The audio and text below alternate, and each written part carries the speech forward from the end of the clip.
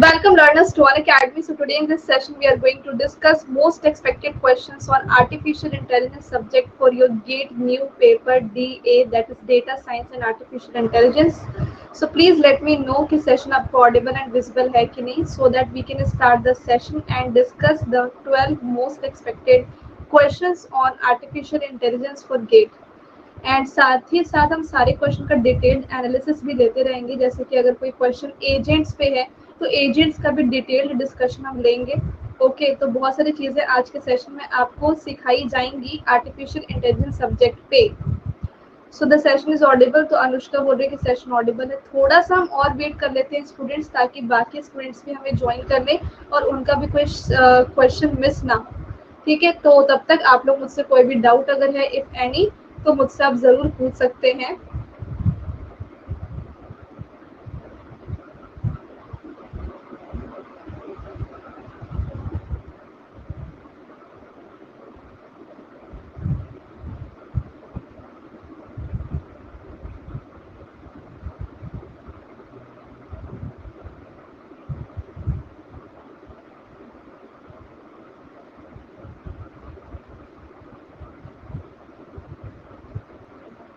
Okay, the students are joining. Just wait for some time and then we will start the session today.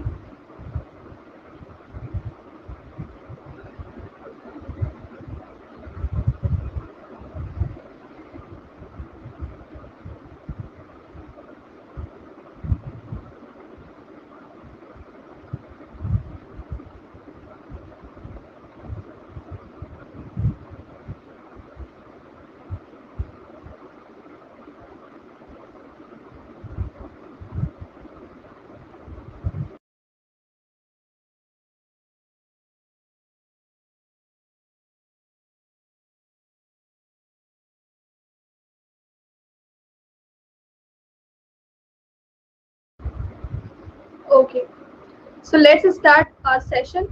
First of all कुछ major announcements आपके साथ मुझे share करनी है। Like if you are preparing for GATE data science and artificial intelligence, then Unacademy has launched a new batch yesterday, जिसका पहला session मैंने ले भी चुका है और आज सेकंड सेशन है।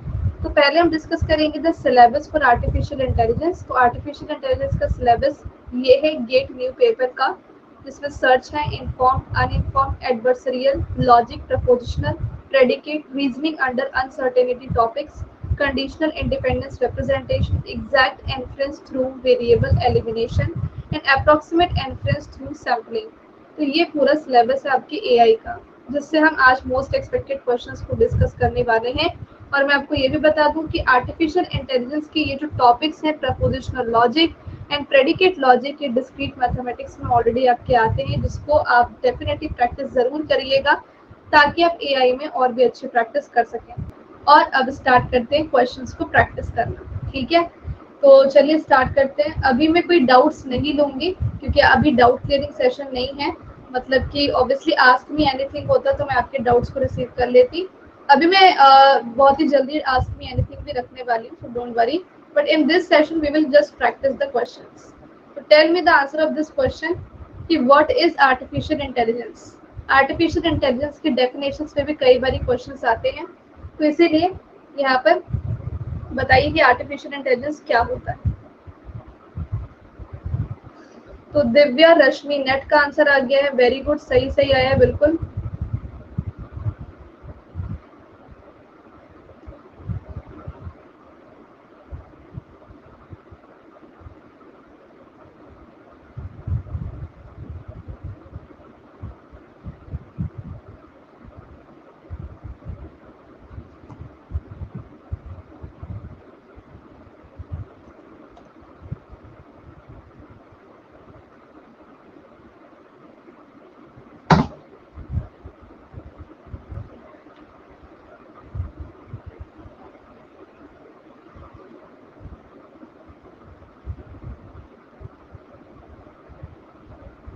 Okay, so Divya, Rashmi, Neet, Kushagra, Anushka, Shreya, Pushpita and Anik का आंसर बिल्कुल सही आ रहा है। Very good, very good.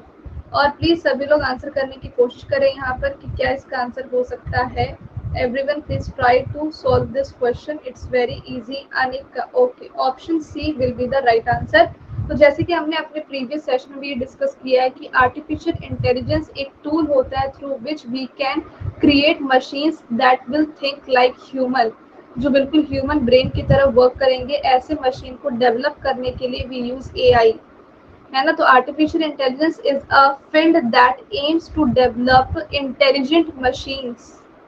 Okay, intelligent machines. Option A कहना बिल्कुल गलत है कि AI is a field that aims to make humans more intelligent. Humans को इंटेलिजेंट बनाने के लिए हम एआई का यूज नहीं करते हैं, मशीन को इंटेलिजेंट बनाने के लिए एआई का यूज करते हैं जो बिल्कुल ह्यूमन लाइक वर्क करे। सिक्योरिटी इंप्रूव करने के लिए हम इसका यूज नहीं करते हैं, या डेटा को माइन करने के लिए भी इसका यूज नहीं किया जाता। नेक्स्ट क्वेश्चन पे चलते हैं। So question number 2, what which of the following are the approaches to artificial intelligence. Artificial intelligence को अप्रोच करने के क्या क्या हो सकते हैं, यहाँ पर ऑप्शंस आपको बताना है पोल करके। Applied approach, strong approach, weak approach, या फिर सारे के सारे, ऑल ऑफ द मेंशन।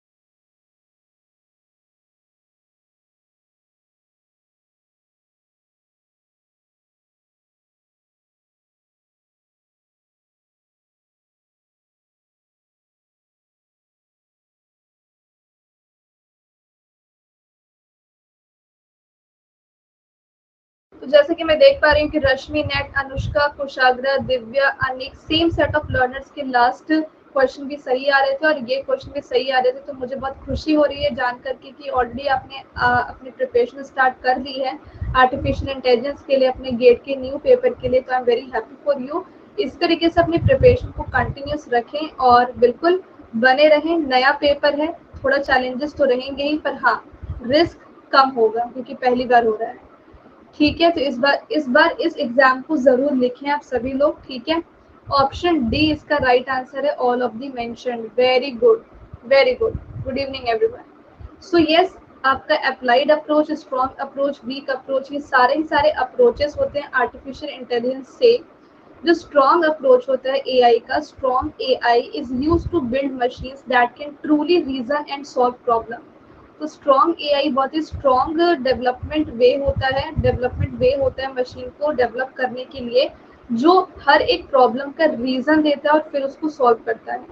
और weak AI deals with basic computer based AI that can act as if it were intelligent but can not truly reason and solve problems. तो weak AI ऐसा दिखाएगा तो आपको ऐसा एक्ट करेगा कि हाँ, मैंने प्रॉब्लम को सॉल्व कर लिया है, मैं बहुत इंटेलिजेंट हूँ, बट ट्रूली वो प्रॉब्लम को रीजन या सॉल्व नहीं कर पाता है। जितना स्ट्रॉन्ग एआई, मतलब स्ट्रॉन्ग एआई के पास स्ट्रॉन्ग रीजन होता है और इसलिए वो प्रॉब्लम को स्ट्रॉन्गली सॉल्व कर पाता है, और वीक एआई के पास प्रॉब्लम को सॉल्व करने का स्ट्रॉन्ग रीजन नहीं होता है, इसलिए वो स्ट्रॉन्गली उस प्रॉब्लम को सॉल्व नहीं कर पाता है। और अप्लाइड अप्रोच जो होती है वो क्रिएट करती है कमर्शियली विएबल स्मार्ट सिस्टम। तो बेसिकली अप्लाइड अप्रोच सबसे बेहतर होती है क्योंकि वो स्मार्ट सिस्टम को डेवलप करती है। और एक कोग्निटिव अप्रोच भी होता है जहाँ पे कंप्यूटर को हम यूज करते हैं to test theories about how the human mind work. तो यहाँ पे थ्योरीज का यूज करके हम ये पता करते हैं कि ह्यूमन का माइंड किस तरीके से वर्क करता है, so that we can create intelligent systems that think like human. तो ऑप्शन डी इसका राइट आंसर होगा। So there are 4 approaches to artificial intelligence, strong, weak, applied and cognitive. Next question number 3 पे चलते हैं। An artificial neural network is based on what. तो कौन से approach पे आपका आर्टिफिशियल न्यूरल नेटवर्क डिपेंड करता है।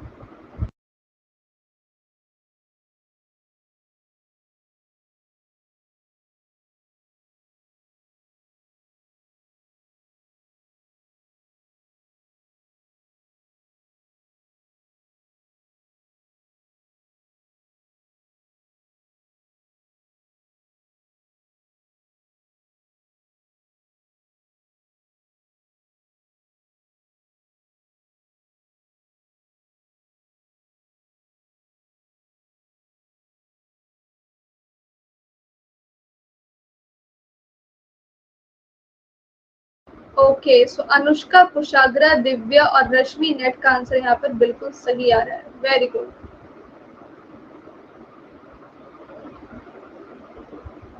Yes everyone, please try to answer this question.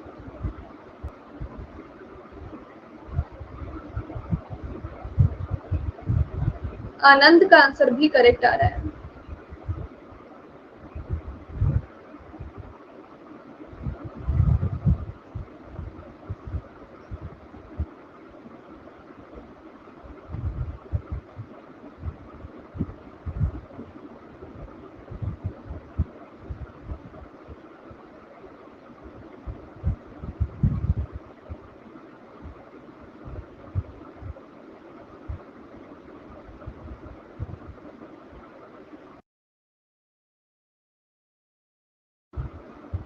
Okay, very good. So yes, an artificial neural network is based on cognitive artificial intelligence approach. So cognitive artificial intelligence approach में हम use करते हैं, मतलब कि इस पे बेस्ड होता है आपका artificial neural network। बट ये artificial neural network होता क्या है? तो आर्टिफिशियल न्यूरल नेटवर्क को हमने डिराइव किया है बायोलॉजिकल न्यूरल नेटवर्क के कंसेप्ट से, जहाँ पे ये बायोलॉजिकल स्ट्रक्चर बताता है ह्यूमन ब्रेन का। तो क्योंकि आर्टिफिशियल इंटेलिजेंस में हमें इंटेलिजेंट मशीन्स बनानी है that can think like human brain, तो ह्यूमन ब्रेन के बायोलॉजिकल स्ट्रक्चर को बताने के लिए हम आर्टिफिशियल न्यूरल नेटवर्क का यूज करते हैं, जो कहीं ना कहीं थियोरेटिकल बेसिस पे काम करता है। और वो थियोरेटिकल बेसिस हमें कौन प्रोवाइड करता है? कॉग्निटिव आर्टिफिशियल इंटेलिजेंस अप्रोच, जहाँ पे हम एक कंप्यूटर को यूज करते हैं so that we can test theories about how the human mind works.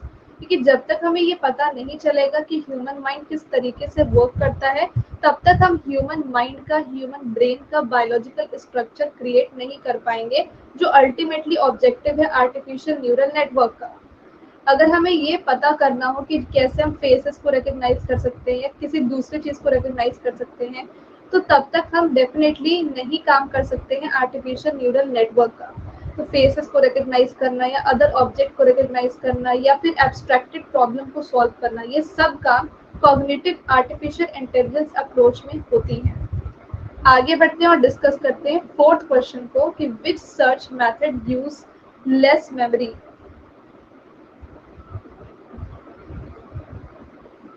Good evening. Okay, so maths में देखो जितना प्रैक्टिस करोगे उतना बेटर होगा। अभी मैथ्स का हम न्यू बैच स्टार्ट कर रहे हैं, न्यू बैच आपका परसों से ही स्टार्ट हो जाएगा मैथ्स का, इंजीनियरिंग मैथमेटिक्स का। ठीक है,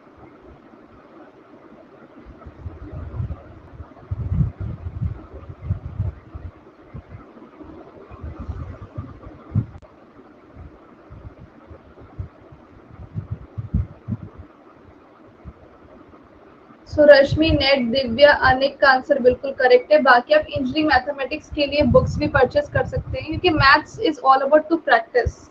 सिर्फ लेक्चर्स को वॉच करने से भी नहीं होता है। मैथ्स को जब तक प्रैक्टिस नहीं करोगे तब तक आपकी मैथ्स वीक ही रहेगी, तब तक वो आप कभी भी स्ट्रॉन्ग नहीं कर पाओगे। Strong mathematics is all about practice practice practice and keep on doing it.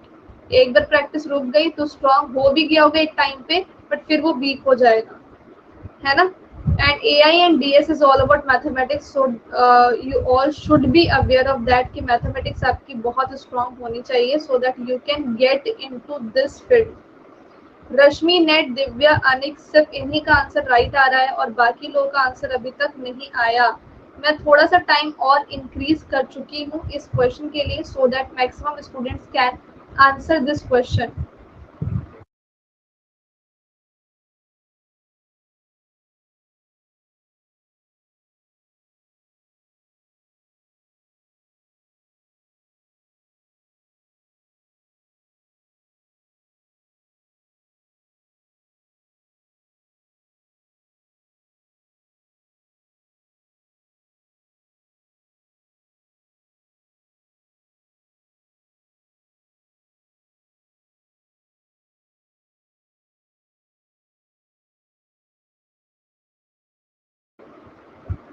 Very good, चलिए फिर डिस्कस करते हैं कि यहाँ पे कौन सी सर्चिंग टेक्निक है जो लेस मेमोरी लेती है तो वो है डेप्थ फर्स्ट सर्च। तो depth first search less memory इसलिए लेती है क्योंकि जो भी नोड्स करंट पाथ पे होते हैं सिर्फ उसी को डीएफएस स्टोर करता है। पर बीएफएस में क्या होता है कि जितने भी ट्री हैं जो जनरेटेड हुई हैं, जितने भी ट्री जनरेट हुई है उन सबको स्टोर करना पड़ता है बीएफएस को। पर डीएफएस में सिर्फ हम उस नोड को स्टोर करते हैं जो करेंटली हम यूज करने वाले हैं, और ये सबको स्टोर करता है जो करेंटली यूज हो रही है या फिर नहीं भी हो रही है। दैट इज वाई जितना कम आप नोड स्टोर करोगे उतनी कम मेमोरी लगेगी, जितना ज्यादा स्टोर करोगे उतनी ज्यादा मेमोरी लगेगी। तो यहाँ पे मैं आपको इस क्वेश्चन से थोड़ा सा डिटेल वे में जाऊंगी और ये बताना चाहूंगी कि एआई में क्या क्या टाइप्स होते हैं सर्चेस के। सो एआई में बेसिकली बहुत सारी सर्चिंग एल्गोरिदम होती हैं। तो वो क्या क्या है? तो search algorithms in AI are, एक होता है आपका इन्फॉर्म्ड सर्च और अनइन्फॉर्म्ड सर्च होता है, अनइन्फॉर्म्ड सर्च, और एक होता है आपका इन्फॉर्म्ड सर्च। अनइन्फॉर्म्ड सर्च में आता है डीएफएस, बीएफएस। तो डीएफएस और बीएफएस अनइन्फॉर्म्ड में आता है, और अनइन्फॉर्म्ड में आपका यूनिफॉर्म कॉस्ट सर्च भी आता है।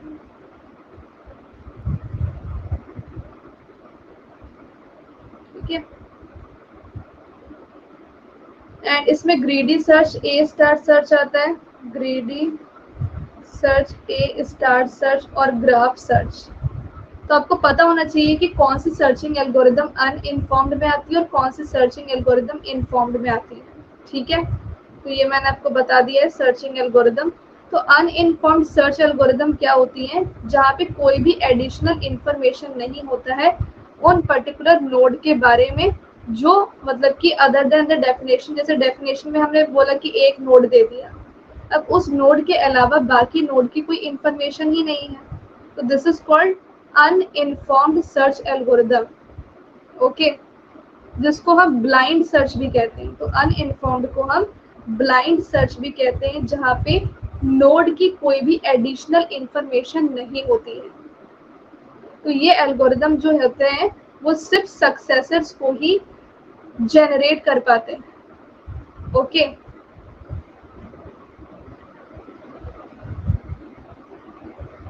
अब डीएफएस बीएफएस अगर आप ये पढ़ना चाहते हैं डिटेल में तो वो भी मैं बता दूंगी, बट वही थोड़ा सा ज्यादा डिटेल्ड हो जाएगा तो हो सकता है कुछ लोगों को परेशानी। तो ऐसा करते हैं कि पहले हम सारे क्वेश्चन प्रैक्टिस कर लेते हैं, एंड देन जिसको भी डिटेल वे में पढ़ना होगा हर एक क्वेश्चन से रिलेटेड कॉन्सेप्ट तो वो मैं पढ़ा दूंगी। इससे ज्यादा डिटेल में जाऊंगी तो हो सकता है कुछ स्टूडेंट्स को प्रॉब्लम। तो आगे बढ़ते हैं और नेक्स्ट क्वेश्चन को डिस्कस करते हैं कि which search strategy is also called as blind search.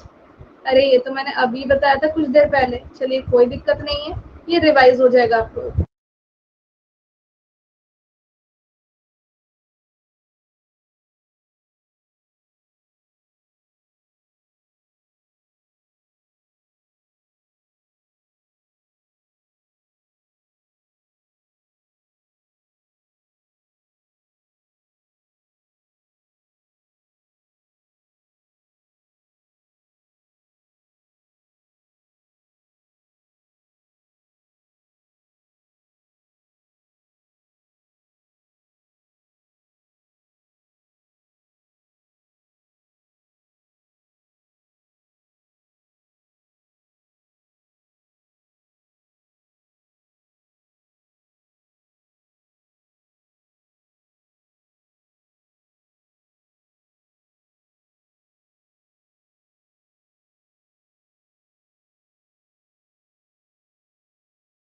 Okay, so रश्मि ने दिव्या, अनुष्का, श्रेया, कुशाग्रा, अनंत और अनिक का आंसर बिल्कुल सही आ रहा है। Very good. तो यहाँ पे तो सभी लोग बिल्कुल सही हैं, और क्योंकि उन्होंने लास्ट क्वेश्चन बहुत अच्छे से समझा है तो इसी तरीके से समझ में आता है कि आप कितना ज्यादा फोकस्ड हैं अपने प्रिपरेशन को लेकर के। Very good, very good. तो यहाँ पे प्रोसीड करते हैं with the explanation of this question, जो आप सभी लोग को ऑलरेडी पता है कि ब्लाइंड सर्च हम कहते हैं अनइन्फॉर्म्ड सर्च को, जहाँ पे कोई भी इंफॉर्मेशन गोल नोड की नहीं होती है, एंड जिस नोड को आप सर्च कर रहे हो उस नोड की इंफॉर्मेशन जब नहीं होती है तो उसको अनइन्फॉर्म्ड सर्च कहते हैं और ब्लाइंड सर्च भी कहते हैं। पर इन्फॉर्म्ड सर्च में हमारे पास जो नोड को हम, जो गोल नोड होता है जिसको हम सर्च कर रहे हैं, उसकी इंफॉर्मेशन और नॉलेज हमारे पास होती है, तो इसलिए इसको हम इन्फॉर्म्ड सर्च कहते हैं। और इन्फॉर्म्ड सर्च को हम ह्यूरिस्टिक सर्च भी कहते हैं। So we have two types of searching techniques only that we have discussed just now, uninformed and informed. Uninformed में BFS DFS आता है और इनफॉर्म में आपका A स्टार वगैरह वगैरह आता है. सिंपल रिफ्लेक्स एजेंट्स होते हैं, सर्चिंग नहीं होती है. ठीक है, तो बस मैं आपको यही कहना चाहूंगी कि अगर ह्यूरिस्टिक सर्च के बारे में पूछा जाता तो इनफॉर्म्ड सर्च को ह्यूरिस्टिक सर्च भी कहते हैं. यहाँ पे हम नॉलेज का यूज करते हैं. In the case of informed search we use knowledge for the searching, but in uninformed search we don't use knowledge for the searching. ठीक है, और क्योंकि इसके पास एडिशनल इंफॉर्मेशन होती है तो ये फास्ट होता है इनफॉर्म्ड, और अनइनफॉर्म्ड थोड़ा सा स्लो होता है. राइट, अब आगे बढ़ते हैं. तो in blind search we can search the states without having any additional information. So uninformed search method is blind search. Which value is assigned to alpha and beta in the alpha beta pruning? तो ये बहुत important है, तो बताइए इसका answer.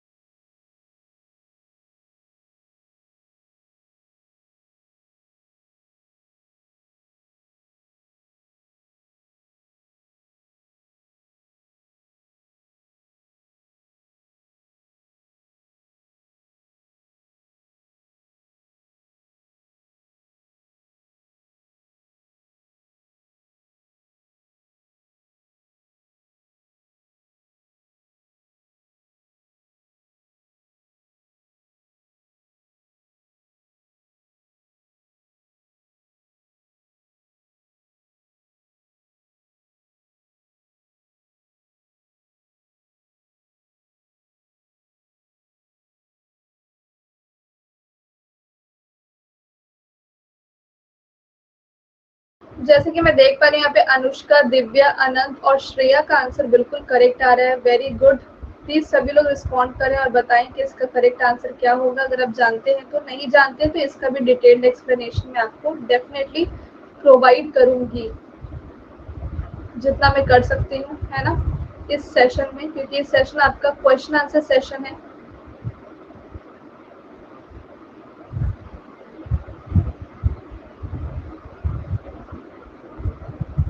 Very good. तो yes, the correct answer is option D कि alpha beta pruning में अल्फा और बीटा की जो वैल्यू होती है उसमें अल्फा होता है मैक्सिमम और बीटा होता है मिनिमम. पर ये अल्फा बीटा प्रूनिंग होती क्या है? तो it is the modified version of mini max algorithm. तो मिनी मैक्स एल्गोरिदम का ये मॉडिफाइड या ऑप्टिमाइज्ड वर्जन होता है. ठीक है, अल्फा बीटा प्रूनिंग एक ऑप्टिमाइजेशन टेक्निक है मिनी मैक्स एल्गोरिदम की. एंड अल्फा बीटा प्रूनिंग हम इसको क्यों कहते हैं? बिकॉज अगर आपको करेक्ट डिसीजन लेना हो, ठीक है, करेक्ट डिसीजन, प्रूनिंग मतलब टू डिसाइड समथिंग, तो अल्फा बीटा यहाँ पर, इसलिए अल्फा बीटा प्रूनिंग इसको कहा जाता है. और अल्फा बीटा प्रूनिंग को आप ट्री के किसी भी डेप्थ पे कैलकुलेट कर सकते हो. ये क्वेश्चन भी इम्पोर्टेंट है कि अल्फा बीटा प्रूनिंग को आप ट्री के किस डेप्थ पे कैलकुलेट कर सकते हो, 9th पे, 6th पे, 7th पे या एनी पे. तो एनी डेप्थ पे हम अल्फा बीटा प्रूनिंग कैलकुलेट कर सकते हैं ट्री के. अल्फा जो होता है ना, उसका वो बेस्ट चॉइस देता है, बेस्ट चॉइस देता है, बेस्ट हाईएस्ट वैल्यू देता है, मैक्सिमम वैल्यू देता है. और ये भी बेस्ट होता है, ये भी बेस्ट होता है, पर ये हाईएस्ट वैल्यू देता है, ये लोएस्ट वैल्यू देता है. राइट, तो दैट इज वाई अल्फा को हम यहाँ पर मैक्स के इक्वल रखते हैं और बीटा को हम मिन के इक्वल रखते हैं. ठीक है, नेक्स्ट पे चलते हैं. In artificial intelligence and environment is uncertain if it is. एक इन्वायरमेंट को हम अनसर्टेन कब कहते हैं? बताइए.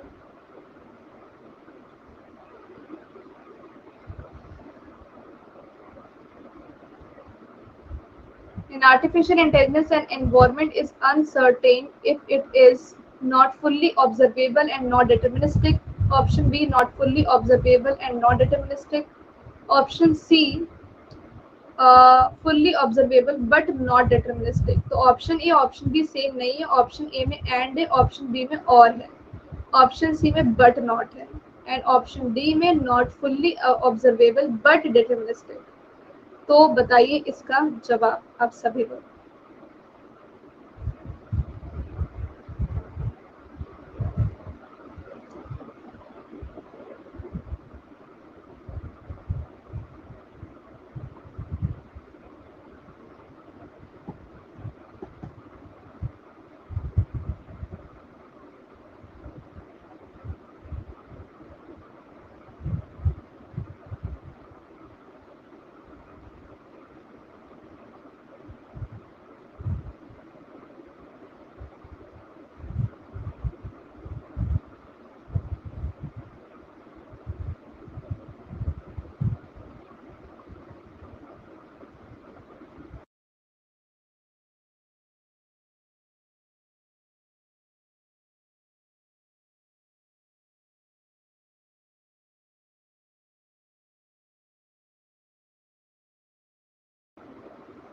Okay, so Rashmi, Neet and Divya का आंसर ही सिर्फ सही आया है, that is option B. Very good everyone. तो यहाँ पे आप लोग सभी लोग कोशिश कर रहे हैं, ये सबसे ज्यादा इम्पोर्टेंट है। सही होना गलत होना वो ज्यादा इम्पोर्टेंट नहीं होता, कोशिश करना इज वेरी इंपॉर्टेंट। तो आर्टिफिशियल इंटेलिजेंस में एक इन्वायरमेंट अनसर्टेन तभी होता है जब वो इन्वायरमेंट फुल्ली ऑब्जर्वेबल ना हो और या फिर डिटरमिनिस्टिक ना हो।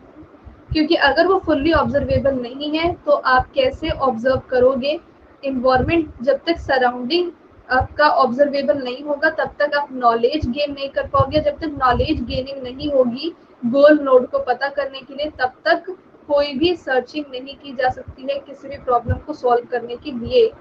इसलिए फुल्ली ऑब्जर्वेबल होना जरूरी है या फिर डिटरमिनिस्टिक होना जरूरी है। डिटरमिनिस्टिक का मतलब है कि इस प्रॉब्लम का ये सोल्यूशन होगा, इस प्रॉब्लम का वो सोल्यूशन होगा। बट अगर एक ही प्रॉब्लम के बहुत सारे सोल्यूशन आ रहे हैं या कभी हाँ ना में आंसर आ रहा है, सिर्फ हाँ या सिर्फ ना नहीं आ रहा है, तो फिर वो आपका नॉट डिटरमिनिस्टिक हुआ। किसी भी प्रॉब्लम को सॉल्व करने के लिए the solution should be deterministic for any problem.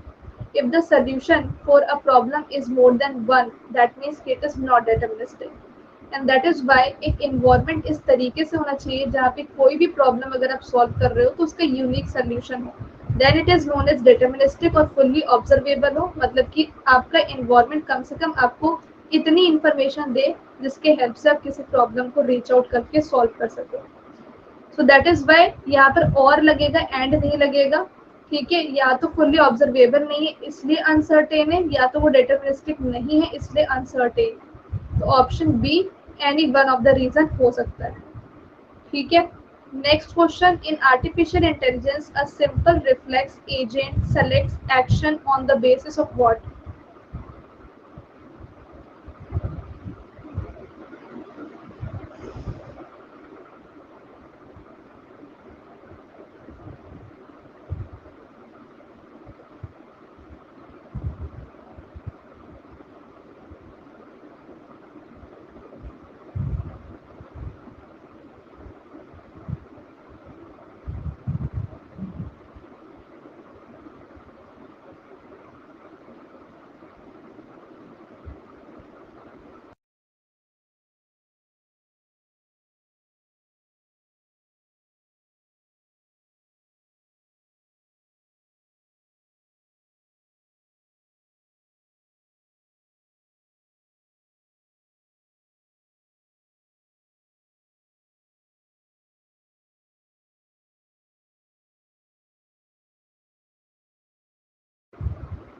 Okay, so I'm getting answers from Mitran, Shreya, Divya, Ratinesh.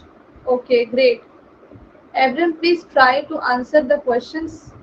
तो आयुष, चिराली, हिमांशु, अतुल, विक्रम, रत्नेश, मित्रन एंड अनंत, निखिल, अनिक, प्रंजल, यश, सभी लोगों ने हमें ज्वाइन किया, बट आंसर्स बहुत ही कम स्टूडेंट्स के आ रहे हैं। श्रेया, अनुष्का, ओके, तो अनिक का भी आंसर करेक्ट आ गया, वेरी गुड। तो आर्टिफिशियल इंटेलिजेंस में सिंपल रिफ्लेक्स एजेंट सेलेक्ट करता है एक्शन। एजेंट्स क्या होती हैं? एजेंट्स इन्वायरमेंट को परसीव करते हैं और फिर एक्शंस परफॉर्म करते हैं। In artificial intelligence we will discuss agents in very detail. There are different types of agents. तो here we are talking about simple reflex agent. तो सिंपल रिफ्लेक्स एजेंट जो है वो एक्शंस किस बेसिस पे perform करते हैं? तो ऑब्वियसली करंट परसेप्ट को देख करके, करेंटली जो परसेप्शन चल रही है, कंप्लीट करते ignoring rest of the percept history, मतलब ये हिस्ट्री को इग्नोर करते हैं और करेंटली जो एट प्रेजेंट परसेप्शन चल रहा है सिर्फ उसके बेसिस पे ही ये एक्शन परफॉर्म करते हैं। तो पास्ट को इग्नोर, सिर्फ प्रेजेंट को, यहाँ पर प्रेजेंट एक्शंस को ही कंसीडर करते हैं एजेंट्स। ठीक है, तो एजेंट्स करंट परसेप्शन को ही कंसीडर करते हैं, पास्ट परसेप्शन को इग्नोर करते हैं और सिर्फ प्रेजेंट वाले के बेसिस पे ही एक्शन परफॉर्म करते हैं। That's it. नेक्स्ट पे चलते हैं।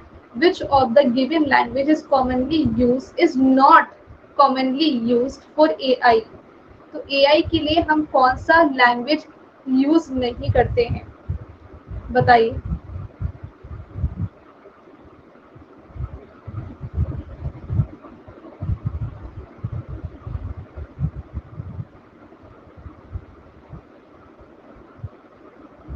ओके, सो अमित ने भी हमें ज्वाइन किया है, ग्रेट। चलिए बताइए सभी लोग। तो अनुष्का, मित्रन, दिव्या का आंसर यहाँ पर करेक्ट आ चुका है। Very good.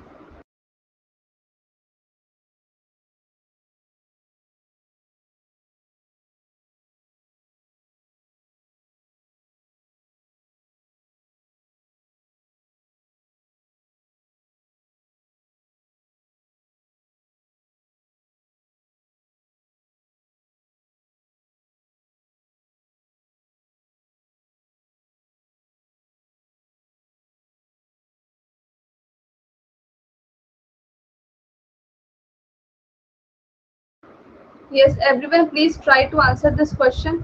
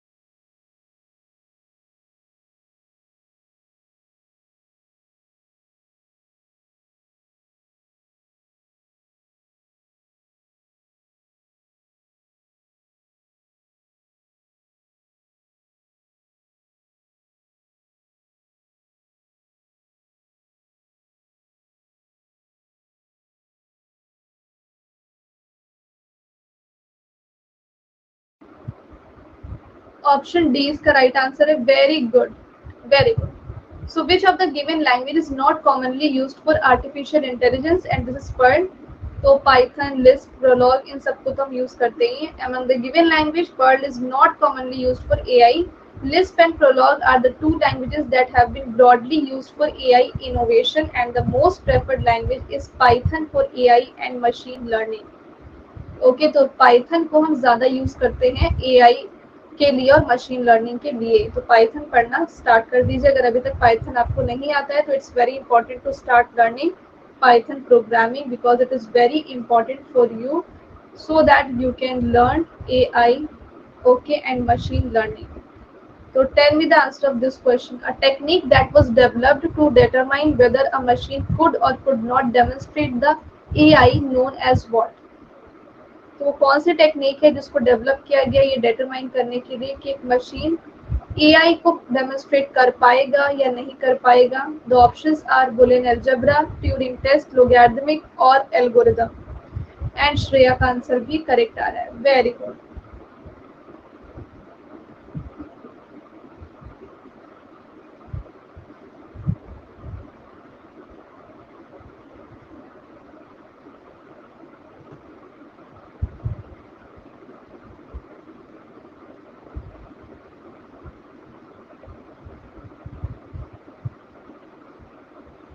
Okay, one more student is correct. Ratnesh. Ratnesh भी बिल्कुल करेक्ट जा रहे हैं. Very good Ratnesh and everyone. जो भी आंसर करेक्ट कर रहे हैं बिल्कुल बढ़िया चल रहे हैं आप लोग. ठीक है.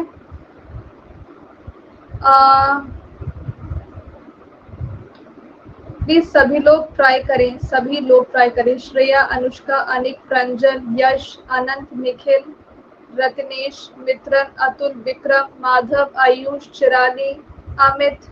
Yes everyone, please try and give your answers. Anik का आंसर भी करेक्ट है. ऑप्शन बी इसका राइट आंसर होगा. तो ट्यूरिंग टेस्ट एक टेक्निक होती है जिसको डेवलप किया गया है खास इस चीज को डिटरमाइन करने के लिए कि एक मशीन आर्टिफिशियल इंटेलिजेंस को डेमोन्स्ट्रेट कर सकता है या नहीं कर सकता है.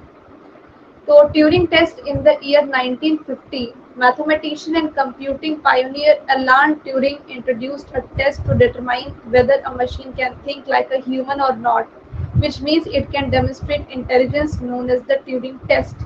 It was based on the imitation game with some modification, and this technique is still a measure of various successful AI projects with some updates.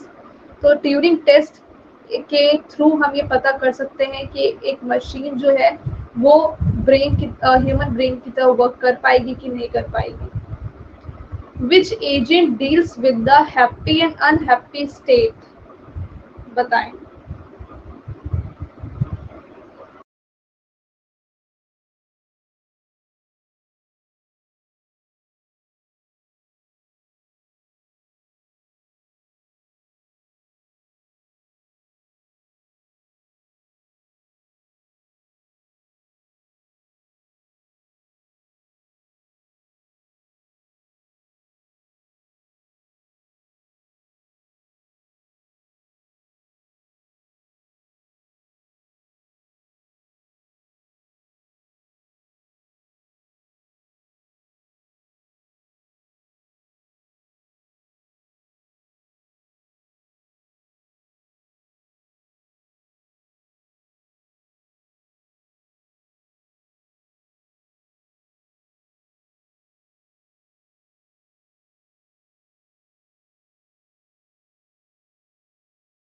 Very good. So Divya, Mitran, Anik का आंसर बिल्कुल सही आ रहा है यहाँ पर। प्लीज और भी सभी लोग यहाँ पर ट्राई करें इस क्वेश्चन को आंसर करने का कि कौन सा एजेंट डील करता है with the happy and unhappy state, utility based agent, model based agent, goal based agent या फिर लर्निंग एजेंट। तो अनिक, मित्रन एंड दिव्या का आंसर ही अभी तक मैं करेक्ट रिसीव कर पाई हूँ, बाकी लोगों का गलत आ रहा है, कोई दिक्कत वाली बात नहीं। देखिए, बेसिकली जो एजेंट्स होते हैं हम क्यों यूज करते हैं artificial intelligence, so that we can achieve a specific goal और we can achieve a specific state. तो एजेंट्स बेसिकली इन्वायरमेंट को परसीव करते हैं through sensors and action perform करते हैं थ्रू एक्चुएटर्स। तो बेसिकली एजेंट का काम होता है इन्वायरमेंट को परसीव करना, इन्वायरमेंट को परसीव करके वो नॉलेज और इंफॉर्मेशन गेन कर लेते हैं अपने गोल के बारे में और फिर एक्शन परफॉर्म करते हैं। इन्वायरमेंट को परसीव करने के लिए वो यूज करते हैं सेंसर्स का और इन्वायरमेंट पे एक्शन परफॉर्म करने के लिए वो यूज करते हैं एक्चुएटर्स का।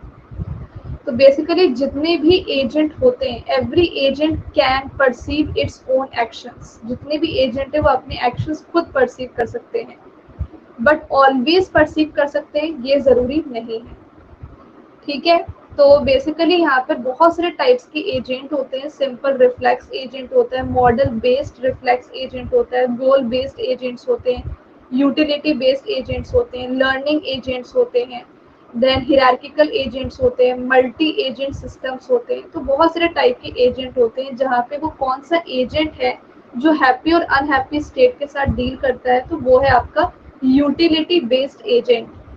और जो आपका सिंपल रिफ्लेक्स एजेंट होता है उसमें तो अभी हमने क्वेश्चन किया है, जो क्या करता है करंट परसेप्ट को जस्ट कंसीडर करता है एक्शन परफॉर्म करने के लिए और परसेप्ट हिस्ट्री को इग्नोर कर देता है। ठीक है, and model based reflex agent जो आपके ऑप्शन बी में दे रखा है, उसका काम क्या होता है, तो उसका काम जस्ट यही होता है कि आपको बस वो वाली कंडीशन फाइंड आउट करनी है जो करंट सिचुएशन से मैच खा रही हो। ओके, तो ये सारी चीजें हैं। ठीक है, तो अभी यूटिलिटी बेस्ड एजेंट इसका राइट आंसर है। नेक्स्ट है the PEAS in the task environment is all about.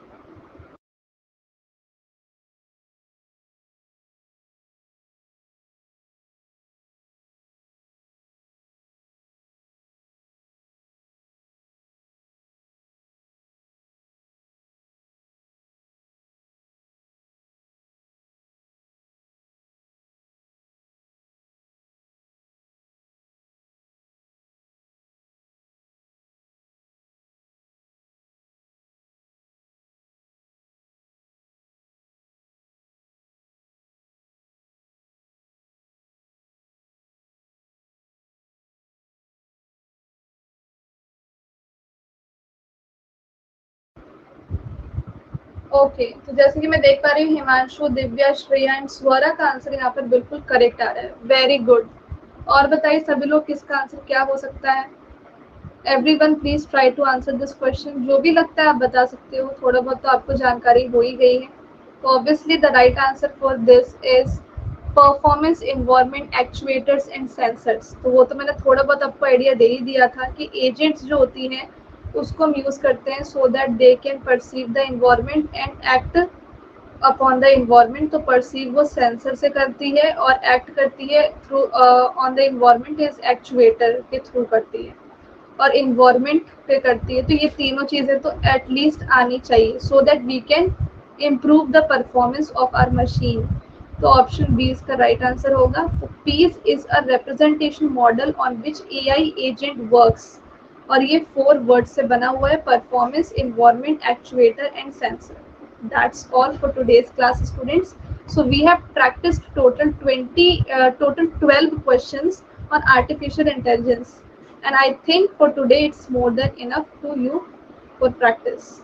And अगर आप लोगों को कोई भी क्वेश्चन में डाउट है तो आप लोग डेफिनेटली मुझसे पूछ सकते हैं। अगर कोई क्वेश्चन में आपको डाउट लगता है, पहले क्वेश्चन में हमने ये डिस्कस किया था कि आर्टिफिशियल इंटेलिजेंस क्या होता है। तो इंटेलिजेंट मशीन्स को डेवलप करने के लिए हम आर्टिफिशियल इंटेलिजेंस का यूज़ करते हैं कि हम ऐसे मशीन को डेवलप कर सकें जो ह्यूमन लाइक ब्रेन की तरह वर्क करें। अप्रोचेस एआई के सारे होते हैं, अप्लाइड, स्ट्रॉन्ग, वीक, सारे के सारे। कॉग्निटिव भी होता है, एएनएन डिपेंड करता है कॉग्निटिव पे, डीएफएस कम मेमोरी लेता है। यूनिफॉर्म कौन से सर्च स्ट्रैटेजी को ब्लाइंड कहते हैं, तो अनइनफॉर्म्ड को कहते हैं। एंड कौन सी वैल्यू अल्फा बीटा को दी जाती है, तो अल्फा को हम देते हैं मैक्स और बीटा को मीन देते हैं। और ऑब्वियसली इन्वायरमेंट अनसर्टेन तब होता है जो फुल्ली ऑब्जर्वेबल ना हो या फिर डिटरमिनिस्टिक ना हो। एआई में सिंपल रिफ्लेक्स एजेंट करंट परसेप्ट को खाली कंसीडर करता है और हिस्ट्री को इग्नोर करता है। यहाँ पर हम पर्ल को यूज नहीं करते हैं एआई में, और ट्यूरिंग टेस्ट ये बताता है कि एक मशीन जो है वो ह्यूमन लाइक ब्रेन की तरह वर्क करेगा कि नहीं करेगा। यहाँ पे आपका जो यूटिलिटी है वो हैप्पी और अनहैप्पी स्टेट के साथ डील करता है, और पीस का फुल फॉर्म होता है performance environment actuator sensors. Okay, कोई दिक्कत वाली बात नहीं है। You're welcome Anant and everyone, and thank you so much for joining this class, क्योंकि ये क्लास मैंने बहुत ही मेहनत से बनाई थी एंड आप लोग आए तो मुझे काफ़ी अच्छा लगा। इसी तरीके से सेशन को ज़रूर आप लोग ज्वाइन करते रहें, क्योंकि आगे भी मैं कुछ ऐसे ही अच्छे सेशंस लेकर के आने वाली हूँ आपके गेट के न्यू पेपर के लिए, जिसमें कि आर्टिफिशियल इंटेलिजेंस है। तो मेरा ज़्यादा फोकस जो होगा वो आर्टिफिशियल इंटेलिजेंस पे होगा, पाइथन प्रोग्रामिंग पे होगा, क्योंकि पाइथन प्रोग्रामिंग सबसे ज़्यादा इम्पोर्टेंट है। जब तक आप पाइथन नहीं सीख लेते हैं तब तक बाकी की चीज़ों को समझना या फिर उस पर काम करना मुश्किल है। इसलिए पाइथन प्रोग्रामिंग को जितना जल्दी आप पहले पढ़ सकें उतना ज़्यादा बेटर होगा।